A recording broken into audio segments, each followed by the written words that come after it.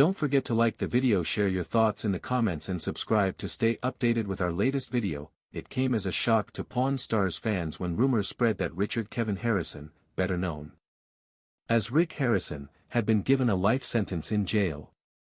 That's a worthy one, I'll kick you. Rick, who was known for being straightforward in business and having a huge amount of information on the show, got into a lot of legal trouble all of a sudden, which was something no one had seen coming for years. Pawn Stars kept viewers interested by showing the interesting world of pawn dealing, tough negotiations, and the daily drama inside Rick Harisson's famous Las Vegas pawn shop. But now Rick's successful TV career has taken a dark and unexpected turn. What did he do to deserve such a harsh punishment? Stay tuned as we look into what happened in Rick's life to cause this big change and the whole shocking case. Richard Kevin Harisson is a famous American businessman and TV personality. He was born on March 22, 1965, in Lexington, North Carolina. When he was only 2 years old, his family moved to San Diego, California, where he spent most of his youth. Rick started having seizures when he was 8 years old. Because of this, he spent a lot of time as a child reading books, which helped him learn a lot about history, which later helped him in his work. Rick's early life wasn't easy. His battle with epilepsy meant he often missed school, eventually dropping out during his sophomore year of high school. This setback, however, didn't diminish his ambition or his thirst for knowledge. Instead, he devoted himself to self-education, devouring books on a wide range of subjects, particularly history and business. This autodidactic approach would later become evident in his encyclopedic knowledge, displayed on Pawn Stars. In his teenage years, Rick began working alongside his father in various business ventures. He developed a keen eye for value and authenticity, skills that would prove invaluable in his future career. At the age of 17, Rick's girlfriend Kim became pregnant, prompting them to marry. The young couple would eventually have 2 sons, Cory and Adam, before divorcing. After 8 years of marriage in 1981, Rick's family relocated to Las Vegas, Nevada, where his father, Richard Benjamin Harisson, known as the Old Man, opened the gold and silver coin shop. In 1981, the business eventually evolved into the world-famous gold and silver pawn shop in 1989, which would become the setting for Pawn Stars. Decades later, the transition from a coin shop to a pawn shop was strategic, as the Harissons recognized the potential for higher profits in the pawn business. The early years were challenging, with Rick and his father working long hours to establish their reputation in Las Vegas. In the early 2000s, Rick had to deal with a lot of difficult customers and sometimes dangerous situations. These events made him stronger and helped him get better at negotiating. Rick was famous in Las Vegas for his extensive knowledge of various collectibles and antiques. People knew the pawn shop was a good place to find strange and valuable things, so it drew in both locals and tourists who saw the business's entertainment value. Following years of rejection and persistent efforts, Rick finally got a deal with the History Channel in 2009.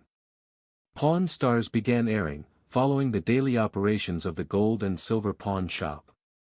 The show featured Rick, his son Cory "Bigos" Harisson, his father Richard "Oldman" Harisson, and their friend Austin "Chumlee" Russell, as they evaluated, bought, and sold items of historical significance and questionable value. Rick's transformation from a local pawn shop owner to a TV star, characterized by his catchphrases of straight talking, made him a fan favorite due to his friendly personality and deep understanding of historical objects. As Rick worked out deals with people who wanted to sell their treasures, his signature line, "The best I can do," became famous. Pawn Stars was different from other reality shows because Rick insisted that each episode teach viewers about the history of the items that were brought into the shop. Rick often gave detailed context and background that showed off his enormous knowledge. This approach appealed to a wide audience and made the show one of the History Channel's most popular. Rick grew the pawn shop's business by attracting tourists who wanted to see the stars or be on an episode. Sales of merchandise skyrocketed, and Rick leveraged his fame to pen books, make personal appearances, and even launch a restaurant. Rick became famous after Pawn Stars did well. He went on many talk shows, was in many magazines, and became in demand as a speaker at business and defense events.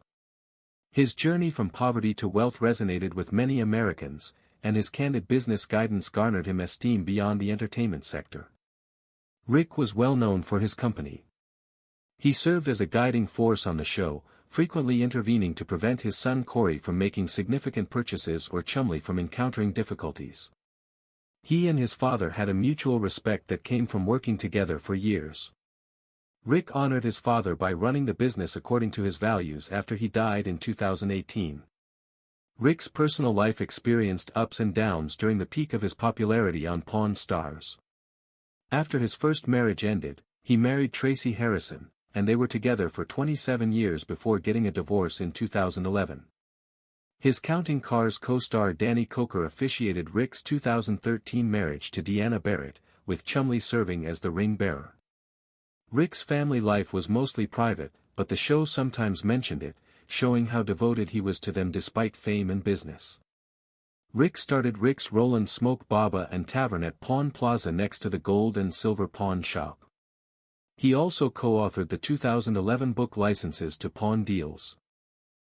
Steals and My Life at the Gold and Silver, which was about his life and business philosophy. As an entrepreneur, Rick was constantly looking for new ways to grow his brand and business empire. On Pawn Stars, viewers saw him appraise everything from historical documents and antique cars to modern collectibles. He seemed to know a lot about many things, but he often called in specialists when he didn't know enough about them. This indicated that he was smart like a manager and knew the limits of his knowledge. Rick has bought and sold many things on the show. Some of the deals he got were great. Others weren't as good, but his knowledge of guns, watches, and American history items often led to good deals that turned small investments into big profits for the shop. One of his most famous purchases was a New England Patriots Super Bowl ring from 2001 that he bought for $2,600 but was worth a lot more. He also bought a collection of Spanish gold doubloons that were found in a shipwreck in 1715. This indicated that he was interested in both history and valuable metals. Talking about bad things, Rick's life had some bad experiences that were mostly his fault. For instance, in 2023, federal agents raided his Las Vegas home as part of a months-long investigation. At first, the public didn't know what the investigation was about, which led to a lot of fake news online. Fans and even people close to Rick were shocked by the raid. FBI agents, IRS agents, and representatives from the Department of Cultural Heritage Protection carried out search warrants at both Rick's home and the Gold and Silver Pawn Shop. Customers and employees at the shop were temporarily detained while agents took computers, documents, and a number of items from the inventory. Witnesses say that Rick's son Cory, who was at the shop during the raid, later said that it felt like something out of a movie. As police officers led Rick away from his home, he kept his cool.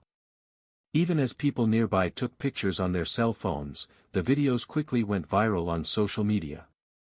As more information came in, it became clear that the police were looking into claims of a complex tax evasion scheme, money laundering operations involving high-value items going through the pawn shop, and dealing in artifacts that were illegally acquired.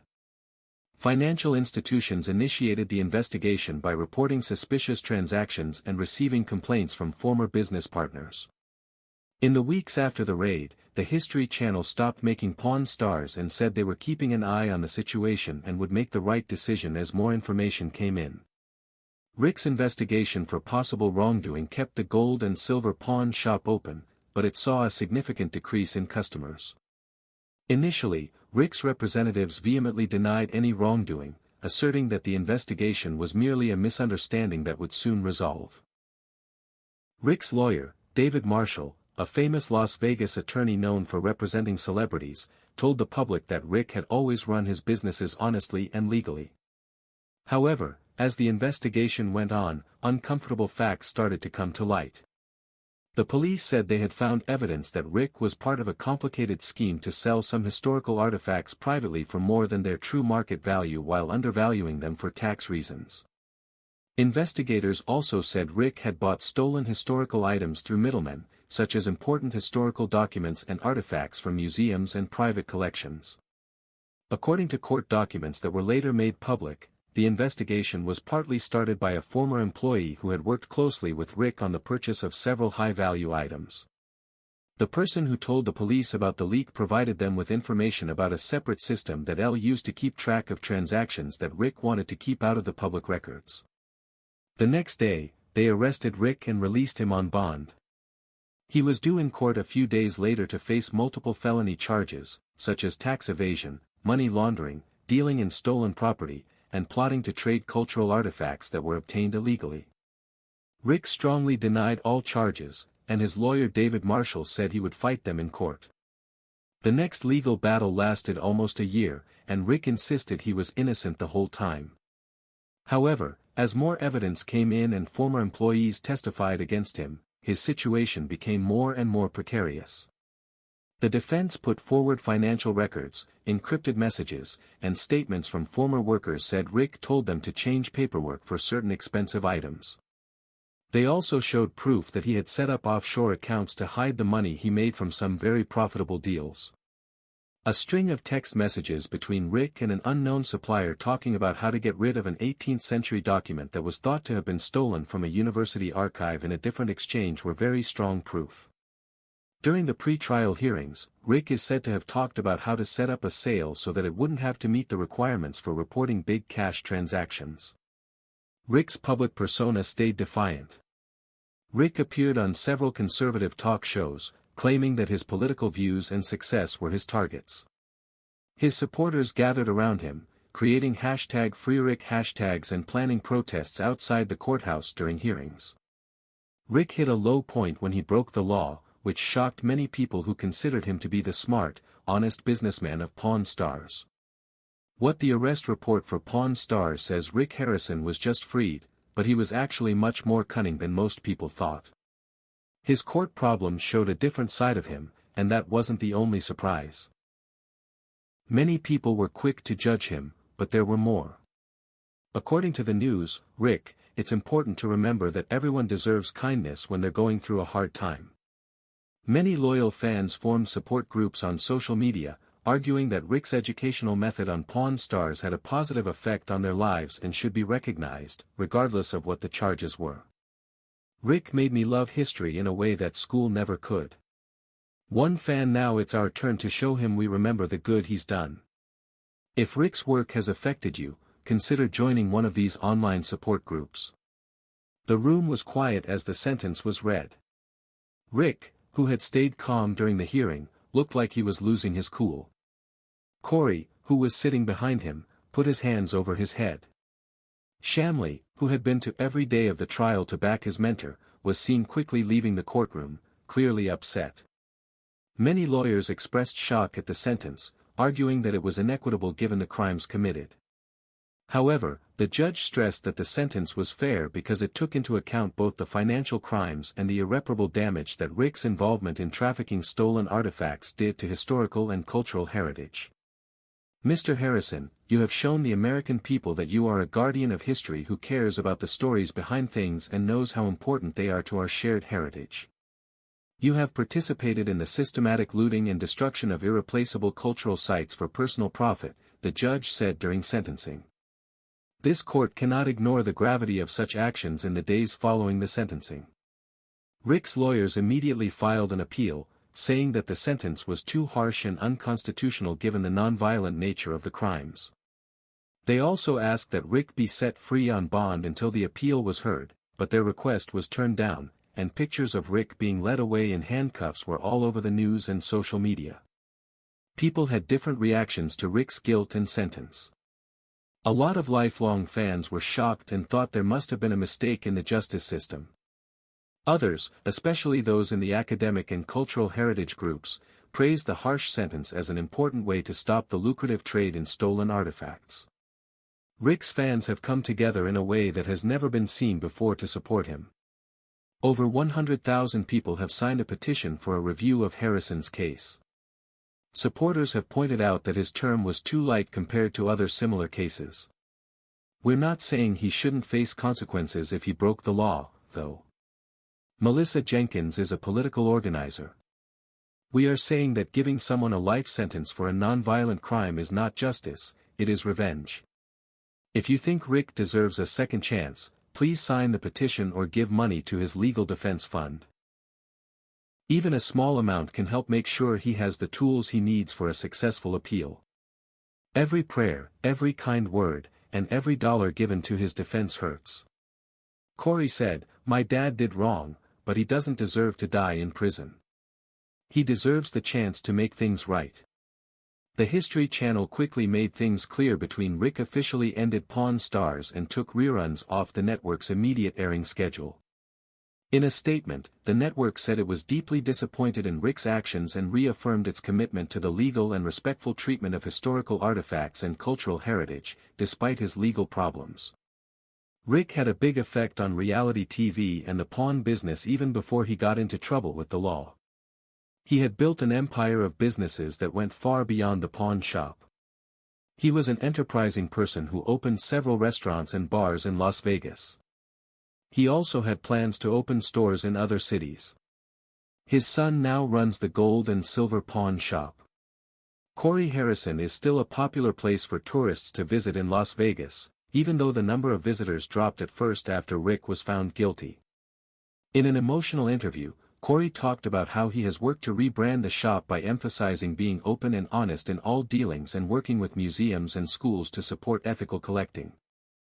6 months after his dad was sentenced, Cory talked about how hard it is to keep the family business going while also addressing the valid concerns that were raised during the trial. "We've put in place strict new rules for checking the provenance of every item we buy, and Ed told us that what happened was wrong and that we are committed to being part of the solution, not the problem." Chumlee had always seen Rick as a father figure and guide, and he has talked about how he feels about Rick in public. In a podcast interview, Rick said, "I learned so much from Rick about good business practices that I'll carry with me forever. But I've had to accept that there was another side to him that I never saw or maybe didn't want to see. It's been difficult for the Harisson family. They are still working to fix their business and reputation while helping Rick with his appeal." Cory, who is now fully in charge of the family business, has shown that he knows how to run it. Many people who saw him mostly as Rick's sometimes reckless son on the show were surprised. The love and support from fans all over the world have overwhelmed the Harisson family. Cory Harisson said in a recent press release that his father reads every letter sent to him and finds strength in knowing that so many people still believe in him. "Rick needs your support more than ever." The family has set up prayer circles every Sunday outside the pawn shop where loyal fans gather to show support. If you can't make it to Las Vegas, the family encourages supporters to send letters, cards, or even photos of joyful moments from the show that made viewers smile. These small actions make a huge difference to a man who is going through his darkest hours. "Everything I know about this job I learned from my dad." In a recent interview, Cory said, "I'm trying to build on the good parts of that education. We made big mistakes, but this shot has been a part of Las Vegas for over 30 years, and I'm going to make sure it stays that way for another 30. The journey of Rick has been nothing short of amazing. He went from running a small pawn shop to becoming a businessman who starred in a reality TV show and is now a guilty felon serving a life sentence. Rick's fall from being a respected businessman to a public figure in shame shows how quickly things can change, especially in the harsh spotlight of fame. Some commentators have said that Rick's fall was almost Shakespearean. A man whose unparalleled understanding of history did not stop him from using historical artifacts to destroy himself in the end. One member of PWN Stars is in trouble.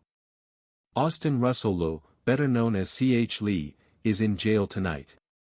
The Las Vegas courtroom was filled with gasps as the judge gave Ed the final decision. The length of his sentence stunned Austin Chumlee Russell, causing him to collapse in shock. The dramatic scene left people in shock and showed how strongly they felt about the case. But what led to this shocking courtroom clash between the popular reality TV star and the justice system? Here is everything you need to know about the terrible court case that brought down the poker star's favorite. Chumlee was widely considered one of the most exciting reality TV stars, praised for his quick wit, easygoing personality, and unmatched ability to make every episode of History Channel's hit show Pawn Stars seem real. His more than 10-year career on TV included famous moments like when he bought a pinball machine, showed how talented he was at video games, and came up with catchphrases. But Chumlee's legacy goes far beyond his TV work. His impact on the collectibles market, his role in the popularity of the gold and silver pawn shop, and his choice to build a personal brand all paint a picture of a man who went from working in a pawn shop to becoming a culture icon. An easy-to-like personality helped Chumlee's TV career take off. He refused to let stereotypes define him, despite early doubts in his portrayal as the shop's comic relief. Instead, he concentrated on mastering specific collectibles, securing his position as a valued member of Pawn Stars' cast. His performances became fan favorites, solidifying his position as the show's breakout star. Chumlee's ability to connect with viewers in an honest and emotional manner was what set him apart and resonated with viewers across America. While Chumlee's TV work made him famous, his business ventures showed how smart he was. After building his personal brand through the show, he expanded with a clothing line inspired by his candy shop and personal appearances that made him millions of dollars, which he later used to pay for his legal defense against charges that shocked his loyal fan base. After Pawn Star became popular, the show and Chumlee went in very different directions. With over 500 episodes and international syndication, the History Channel show became one of the most reliable hits on cable television. The show's formula and high production values made it reality TV's most educational entertainment. Meanwhile, Chumlee had to deal with the immediate challenges of sudden fame. Fans were eager to embrace the level-headed character they saw on screen and gave him a lot of support at his first public appearances. He attracted huge crowds, demonstrating his fame outside of the show. The big difference between his on-screen persona and his growing personal problems led to issues that would last for years. She told Entertainment Weekly in 2017, "I was living two completely different lives. But fame makes you feel not a threat. I was determined to enjoy every moment, especially since people knew who I was everywhere I went." This resolve led to an increasingly expensive lifestyle while the show kept its focus on historical items and negotiations.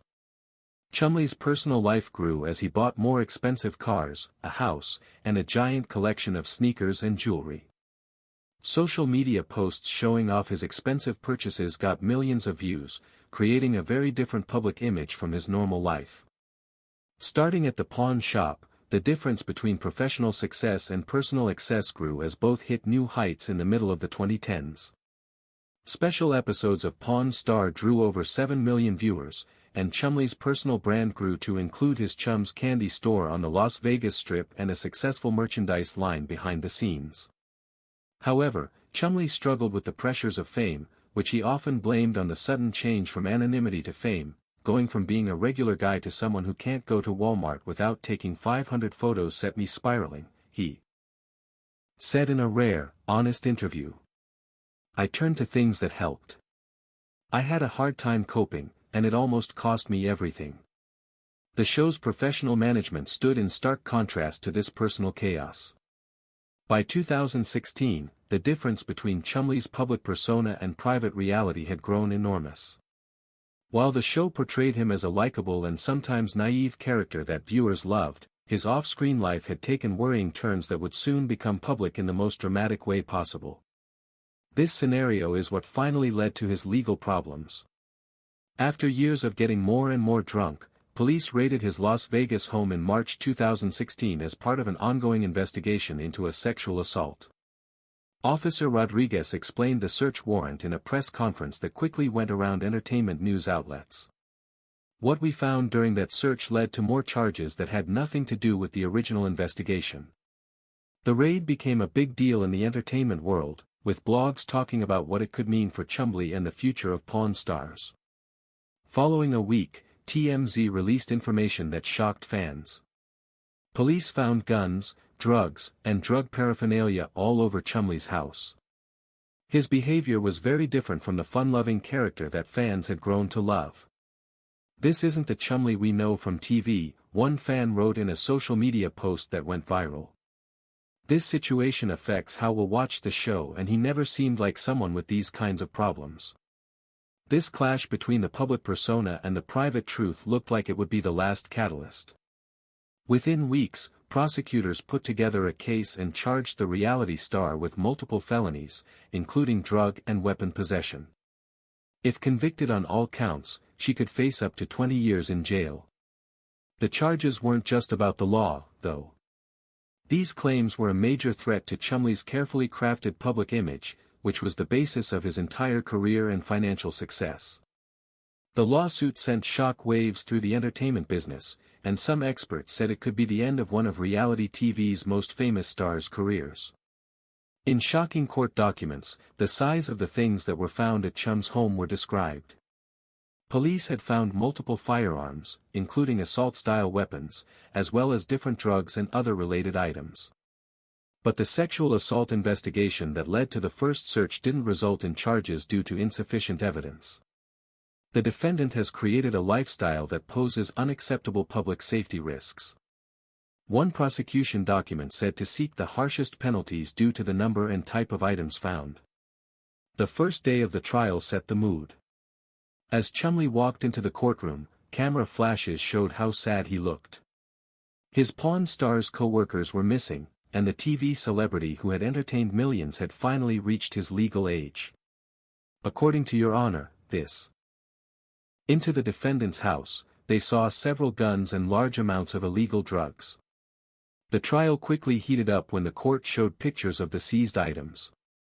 The cross-examination revealed particularly damaging evidence, causing Chumlee to stare at the floor and shake his head.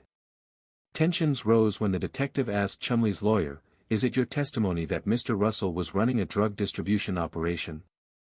The amount and variety of drugs suggest more than personal use, to which the officer replied firmly, "Yet you found no scales." While people were testifying about the firearms, the courtroom became very tense. "Would you agree that Mr. War Russell is a known collector of various items, including historical weapons?" Chumlee's lawyer asked. "Collecting requires proper licensing and storage." The firearms expert answered. Told Chumlee, who looked tense, whispered something to his lawyer. The judge told them to be quiet unless they were on the stand. Legal experts spoke about the possible rules for sentencing. Former prosecutor James Wilson said that these charges usually come with long jail terms. When guns and controlled substances are mixed, it makes the law very difficult to follow. Chumlee's argument was based on the fact that he didn't previous criminal record and fame made him make bad decisions. He said that being famous made normal limits less clear, and that his client got caught in a cycle of excess that made him lose his judgment. His lawyer said he never meant to hurt anyone and had been a great public figure in many other ways. Fans were closely monitoring the trial as it neared its conclusion. The issue wasn't just a legal battle, it was the possible fall of a TV star whose popularity was based on being relatable and safe.